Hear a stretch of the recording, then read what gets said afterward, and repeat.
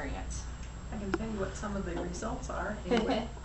So the spinal column, of course, goes right down the back here. And inside that spinal column, and George, there is a picture that shows where the spinal cord kind of gives a cross section where the spinal cord is actually inside the spinal column. So the spinal column is protecting the spinal cord. Would you mind just walking around the room and showing them that? This is all around it.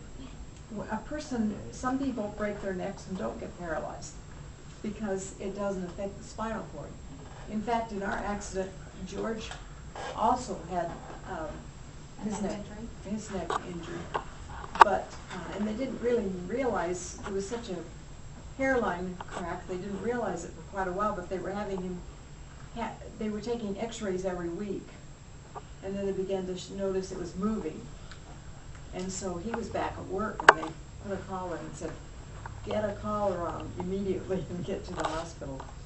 And said that they did they took a piece of bone out of what you hip and placed it on to stabilize it so that it didn't affect the spinal column. And they wired it together with stainless steel wire, 20 gauge stainless steel wire. And they went in for different, normally they go in from the back, but they used to go in this way, and then this doctor went in my back and did that, about back my neck. And is the wire still in there? Yeah.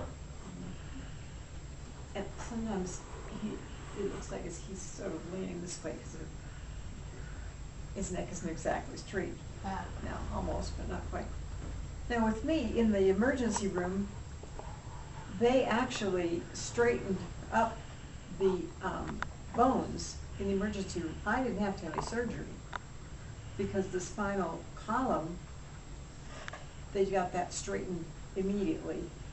But the spinal cord was injured.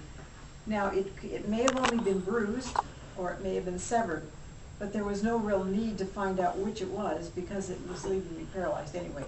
So whether it's been severed or whether it's bruised, it's a permanent thing. Now, you don't